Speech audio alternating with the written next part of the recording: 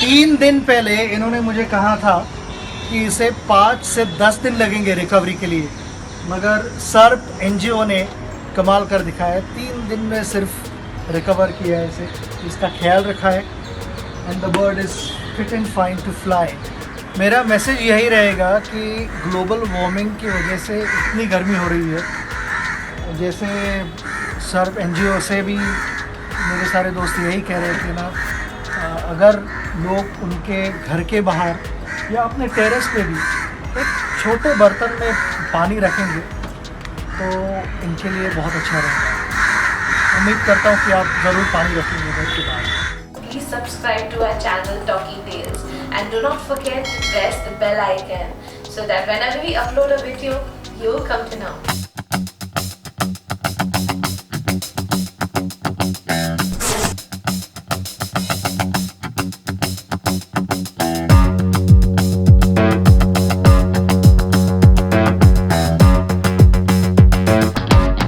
नमस्कार, मेरा नाम संतोष शिंदे, मैं founder and president Sarv India. Sarv India का फुल फॉर्म है spreading awareness on reptiles and rehabilitation. ये एनजीओ को आज हाल ही में 12 साल कंप्लीट हुए। हमारे एनजीओ के साथ more than 300 plus volunteers across the Mumbai, थाना, सिंधुदुर्ग, पालघर, रत्नागिरी ये जगह पे काम करते हैं। मेन मोटो है एनजीओ का wild life, urban wild life saving. Urban wild life में हम लोग कवर करते हैं रेप्टाइल्स जैसे कि स्नेक्स, कभी कभी मॉनिटर लिजर्ड्स, उसके अलावा बर्ड्स जैसे कि रैप्टर्स हैं, उसमें काइट्स, ईगल्स, जो भी एनिमल्स होते हैं जिनको लोग नहीं समझ पाते हैं, हम उसका अवेयरनेस लोगों तक ले जाते हैं। जो भी मिसकंसेप्शंस या मिस इन्फॉर्मेशन लोगों को उस एनिमल्स के बारे में है, उसको क्लियर करके उनको और उन एनिमल्स को दोनों को एक साथ रहने के लिए हम सेफली रहने के लिए हम कोशिश करते हैं। मुंबई में कोबरा एक ऐसा सांप है जो बहुत कॉमनली रेस्क्यू होता है। शायद हमारी टीम भी एक दिन में 5 से 10 सिर्फ कोबरा रेस्क्यू करती होगी। पर जब कोई कोबरा, जिसे हम स्पेक्टेकल्ड कोबरा कहते हैं, ये जब रेस्क्यू होता है तो एक मिसकॉन्सेप्शन हम बहुत प्रॉबेबली देखते हैं, जो है कि सर क्या हम इसको दूध पिला सकते हैं, क्या हम एक कटोरा भर के दूध लेके आए। तो बहुत बार हमें उनको ये बताना पड़ता है कि दूध ये सांपों के लिए जहर है। तो वो क्या है जो आप नागपंचमी में देखते हो, जहाँ पर एक स्नेक चार्मर होता है, वो दूध लेके किसी सांप के सामने रखा होता है, तो तभी वो सांप दूध कैसे पीता है। ये बहुत बार लोग हमें सवाल पूछते हैं। तो ये एक्चुअली रीज़न ऐसा होता है कि नागपंचमी में बहुत बार जो स्नेक चार्मर्स होते हैं या जो जिन्हें सांपों के शो करना पसंद है, ये बहुत बार नागपंचमी के 1 हफ्ते पहले किसी नाग को पकड़ते हैं, उसे हफ्तों तक भूखा रखते हैं, प्यासा रखते हैं, और किसी भूखे प्यासे सांप के सामने आपने दूध क्या, अगर आप कोका कोला भी रख दो तो भी वो पीने ही वाला है। तो हालांकि इन ट्रू टर्म्स देखा जाए तो सांप बिल्कुल भी दूध नहीं पीते। Snakes are reptiles, they are not at all mammals, वो कभी दूध नहीं पीते। इसी के साथ लोग हमें ये भी पूछते हैं कि अगर सांप काटे और हम किसी बाबा के पास चला जाए तो बाबा तो बहुत अच्छा मंत्र बोल लेंगे, तो मंत्र मानने से सांप का जहर उतर जाता है। तो ऐसा बिल्कुल नहीं होता। किसी भी मंत्र से सांप का जहर उतरता नहीं है।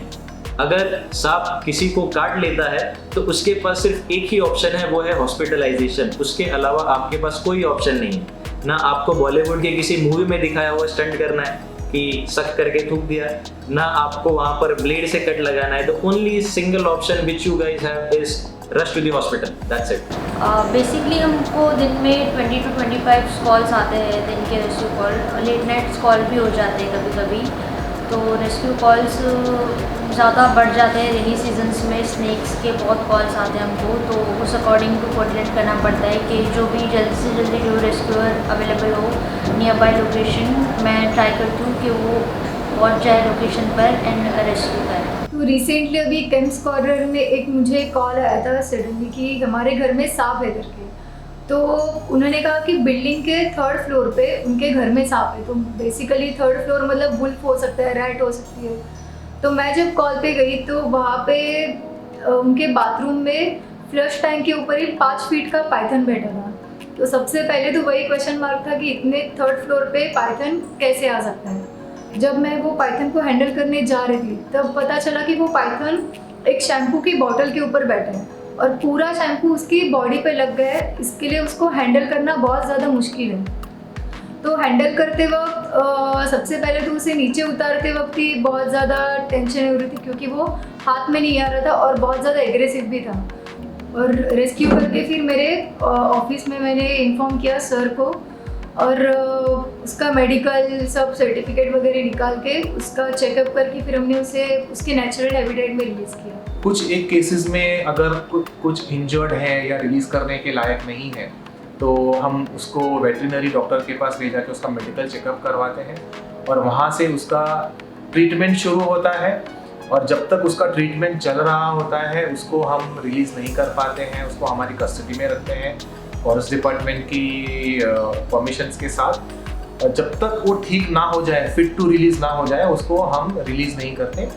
एक बार वो ठीक हो गया हम उसको फिर से उसके हैबिटेट में सेफली रिलीज़ कर देते हैं। सर्प एनजीओ को एक कॉल आया था कि एक गांव से एक कॉल आया था सिंधुदुर्ग से कि हमारे पेड़ पे एक बहुत बड़ा सांप है। तो हमारे रेस्क्यूअर स्पॉट पे गए और वो उन्होंने हालात को देखते हुए उन्होंने आइडेंटिफाई किए थे कि वो एक किंग कोबरा है। किंग कोबरा एक ऐसा सांप है, जैसे मैंने बोला था, सिर्फ साउथ में पाया जाता है, बट सर्प एनजीओ ने सबसे पहला रेस्क्यू किया है महाराष्ट्र में, जो सबसे पहला रिकॉर्डेड रेस्क्यू है। तो इस रेस्क्यू के बाद से सर्प इंडिया ने एक नया विंग बनाया है जो रिसर्च ऑपरेशंस पे काम करती है, जो जहाँ पे महाराष्ट्र, गोवा और कर्नाटका के बहुत सारे हर्पेथोलॉजिस्ट और जो जो स्पेशलिस्ट इन जो स्नेक्स पे स्टडी करते हैं, उनके साथ जुड़कर एक नया रिसर्च टीम अभी हमने शुरू किया है, जो पिछले 2 साल से किंग कोबरा के साइटिंग, GPS टैगिंग और उनके बिहेवियर पे रिसर्च कर रहा है। मुश्किलें तो आती है ज़्यादा करके लोगों से। जब हम वहाँ पर पहुँचते हैं तो कभी कभी ऑलरेडी काफ़ी भीड़ इकट्ठा हो गई होती है, तो उनको मैनेज करना, क्राउड को पीछे हटाना, लोगों को सेल्फीज या वो लोग फोटोग्राफ ले रहे होते हैं, उनको एक डिस्टेंस पे रखना वो काफ़ी डिफ़िकल्ट काम है, क्योंकि हर कोई चाहता है कि वो जो एनिमल रोज़ दिखता नहीं है और अचानक में उनके सामने आ गया है तो उसको नज़दीक से देखें। कभी कभी वो लोग इतना नज़दीक आ जाते हैं कि जानवर के लिए और इंसान दोनों के लिए खतरा हो जाता है। तो सबसे बड़ी मुसीबत तो हमारे लिए क्राउड कंट्रोल या इंसानों को मैनेज करना ही है। बहुत बार रेस्क्यू कॉल्स पे जब हमारे रेस्क्यूअर्स जाते हैं तो एक सवाल बिल्कुल आता है कि हमारे घर में हर हफ्ते सांप आता है, हर 2 दिन बाद एक नया सांप मिलता है, तो ऐसा क्यों है? क्या कोई दवाई हम लगा सकते हैं, या कोई कुछ चीज़ कर सकते हैं, या कोई मंत्र मार सकते हैं, या कुछ आग लगा सकते हैं क्या, ताकि वहाँ पर कोई सांप ना आए? तो इसके कुछ बेसिक गोल्डन टिप्स मैं आपको देता हूँ। सबसे पहले अनयूज्ड आइटम्स को स्टोर करना बंद करिए। बहुत लोगों को एक शौक होता है घर के पीछे ईंटें जमा करके रखे, पत्थर जमा करके रखे, लकड़ी के प्लैंक्स जमा करके रखे। तो जहाँ पर आप ऐसे अनयूज्ड आइटम्स अगर जमा करके रखेंगे, so it creates a best hiding space for frogs and small rodents जैसे कि चूहे। और जहाँ पर फ्रॉग्स, छिपकलियाँ और रोडेंट्स है, वहाँ पर सांप आना ही है। तो जहाँ पर इंसान है वहाँ पर गंदगी है, जहाँ पर गंदगी है वहाँ पर चूहे हैं, जहाँ पर चूहे हैं वहाँ पर सांप है। तो इसका रूट कॉज क्या है? इंसान ने फैलाई हुई गंदगी। तो अगर आप कचरा ही नहीं फैलाएंगे, आप हाइजीनिक कंडीशंस रखेंगे, तो चूहे और फ्रॉग वहाँ पर आने नहीं है। और अगर चूहे नहीं आ रहे तो सांप तो आपके पास आना ही नहीं है। तो अगर आप चाहते हैं कि आपके आसपास कभी सांप ही ना आए, तो आपको रैट फ्री होना पड़ेगा। और आप रैट फ्री कब होंगे?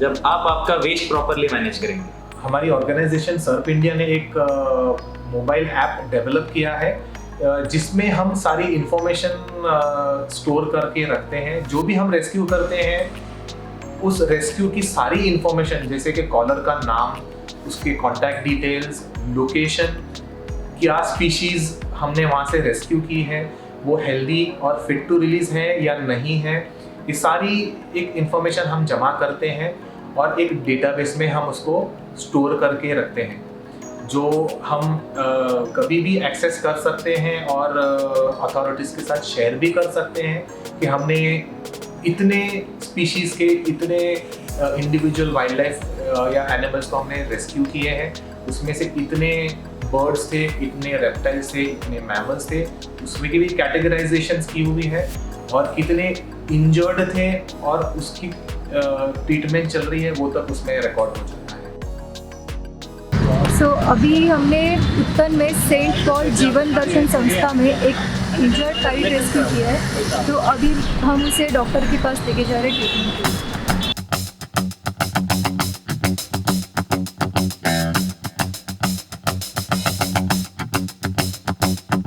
Since the beginning of the formation of the SARC, I have been working with them on honorary basis, and we do free treatments for these wild animals. We get a lot of rescue cases like reptiles, birds, mammals, different cases. Either these animals are basically harmed or injured due to fear in people's mind. Many a times while digging, they get snakes and all with so many lacerations, and so we treat all these kind of cases. We do surgeries also on them. So all these treatments are after follow-up with the forest, after intimating with the forest department, and sometimes forest department also gets cases here. So in association with these NGOs and with the forest department, we do all these kind of treatment. Please contact SERP or please contact the nearest NGO that you can so that proper treatment for such animals can be provided. Covid के पहले हम लोग group में सब बैठे थे, office में कुछ काम कर रहे थे और सडनली मुझे एक फ़ोन आया कि मेरे घर में एक ईगल आया। तो मैं बोला सर वो ईगल नहीं होगा, वो काइट होगा। तो बोला आप इतना कॉन्फिडेंस से कैसे बोलते हो ईगल काइट है? बोला कि जब बैंड्रा से कॉल आ रहा है तो वहाँ पे जनरली हम लोग को काइट्स रेगुलर कॉल्स पे मिलते हैं। तो बोला ठीक है सर, कोई प्रॉब्लम नहीं है, हमारे रेस्क्यू कोई ना कोई आ जाएंगे वहाँ पे कलेक्ट करने के लिए। आपका नाम बताइए सर, कहाँ पे आना है? तो बोलता है मैं सचिन तेंदुलकर। एक्सपर्ट्स यहाँ पे आए हैं सर्प से, जो ये सारी मुसीबतें इनकी दूर करते हैं। जो हमारी टीम तुरंत वहाँ पे एक्शन करके गई वहाँ पे और वो बर्ड्स को उन्होंने कस्टडी में लिया।